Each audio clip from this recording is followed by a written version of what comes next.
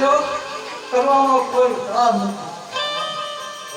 હા ગુરુદ્રાણ જને કરું છું મારા એને છે પાંડવો પ્યારા મનથી રખે દુશ્મની અંતરથી હિત ખાનારા એટલે ત્રણ ગુરુને આગળ કાંડો કોણ બિચારા. હા ગુરુદેવ આપ ઈચ્છો તો પલમાં બતાવો સ્વર્ગના તારા. હે દુર્યોધન વિચાર કરી લે તેની સાથે ત્રિભુવનનો નાશ છે.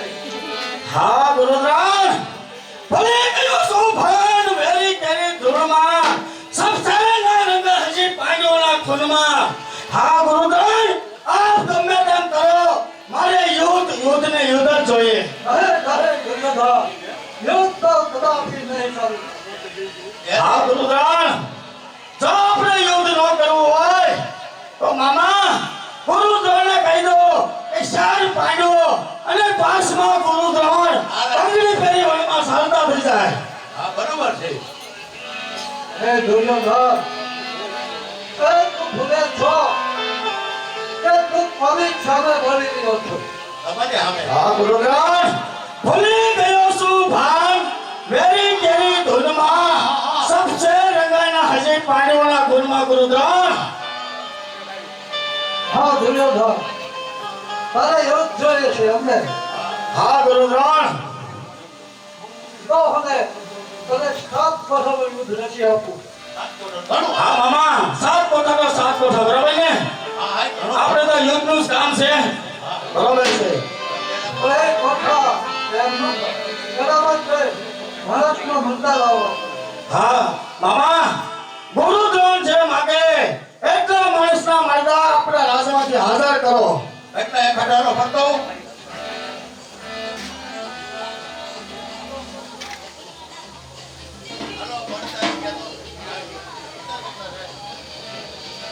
એ લોકો છો પાછો કરતે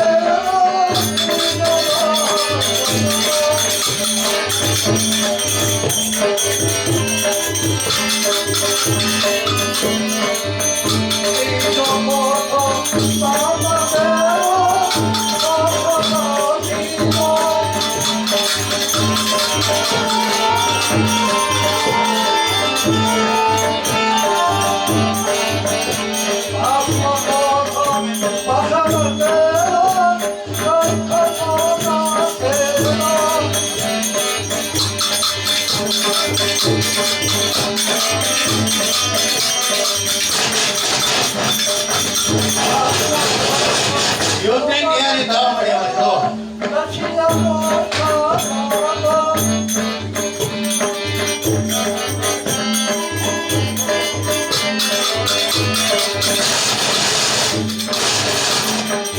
આ વીજળી થાય. હા આ રીતે 7 કોઠા રચવામાં આવે છે. હવે હા ગુરુદ્રાણ આપણે સાત કોઠા રાખ્યા પણ સાતે સાત કોઠામાં એક એક યોદ્ધા પણ મેકો. આ તો સાંભળી લે દુર્યોધન. પહેલો કોઠો હું પોતે જ મારું. બરાબર છે ગુરુદેવ. તો પગી દઉં તમને. અરે બીજો કોઠો પાછળ. એ પણ બરાબર છે ગુરુદેવ. હા હા કાંઈ વાંધો નહીં. બીજા કોઠે અશ્વત્થામા. એ પણ છે ગુરુદેવ. માથે કોઠે કરણરાજ. શું વાત કરો છો ગુરુદેવ મારો મિત્ર કરણ. પાંચમા કોઠે દુર્યોધન તારે પોતે છે. બરાબર છે ગુરુદેવ પાંચમા કોઠે પોતે રહે છે. અને છઠ્ઠે કોઠે મામા છે. એ પણ બરાબર છે.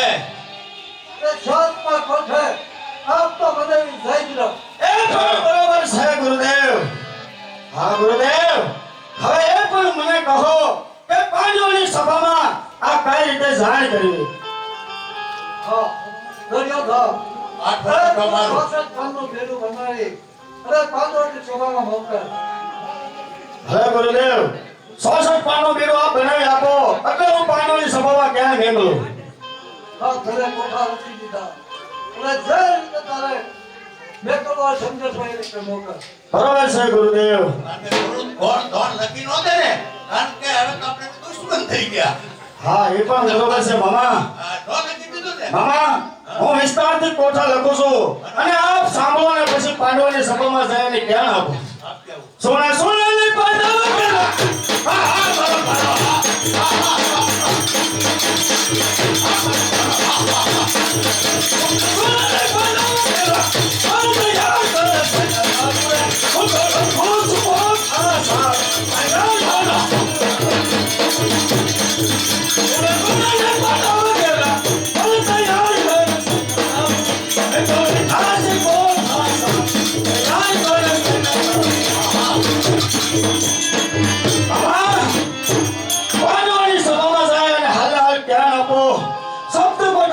બીડું છે અને જો એ બીડું સુધારવાની ના પાડે તો અમને કહી દેજો કે બંગડી પહેરી અને વનમાં સાલતા થઈ જાય. જાય ને બગા. હા તો સાલો મામા તો અત્યારે ઘાસ ખોઈને માલકો થઈ રહ્યો. તો જાઓ.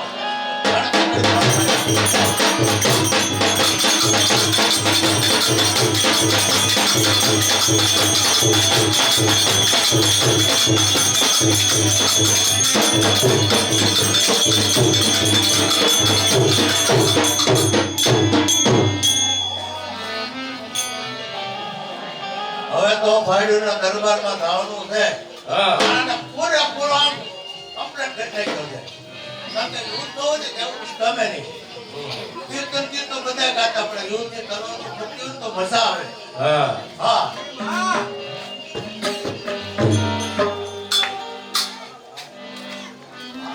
તો ભાઈઓના દરબારમાં આવી ગયો છે. પણ ભાઈઓ માં છે અને ખો અને ઉપર એક મામો. હા. એક. હાલો.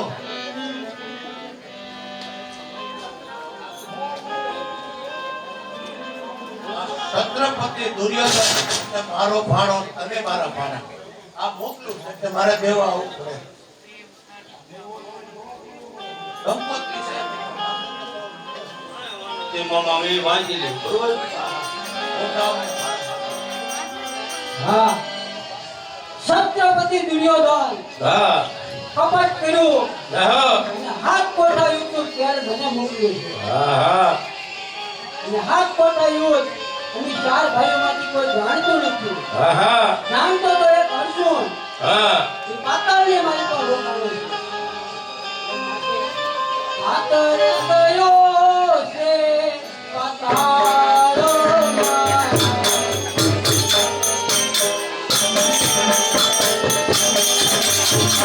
આરે પેલા કોઈ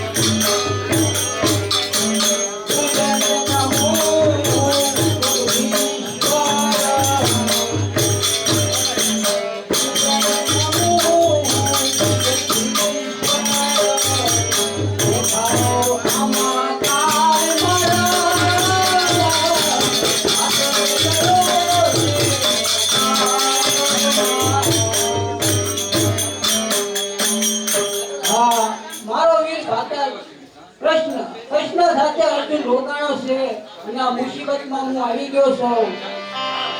માટે લાવ હા આ 62 પાનનું બીડું બનાવી અને સભાની વચ્ચે મૂકું. હા જે 7 કોટા યુદ્ધ જાણતો હોય છે એ આ બીડું ઝપટ. બરોબર છે મોટા જાઓ જાઓ.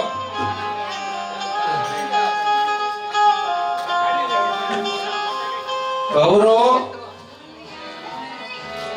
એટલા બધા કપટી કાકાદાના ભાઈઓ તેમ જોવા હારો આગળ ઊંધું મારતા આવે હો. કાકાદાના ભાઈઓ પણ એટલા કપટી હજી અત્યાર સુધી બધી હાલ્યો આવે હો. પાછું એ કઈ જુઓ નહીં. હા એ કળિયુગમાં તો વધારે કારણ કે અભિમાનજી ખાલી 18 વર્ષની ઉંમર નાનો અને એટલું બધું અર્જુન પાતાળમાં જોર કપટ રહેશું પણ અભિમાન જે હતો અહીંયા 6 કોઠા એના માતા સુભદ્રાના પેટની અંદર એ ધાણી કર પણ કૃષ્ણ ભગવાનને આમ એને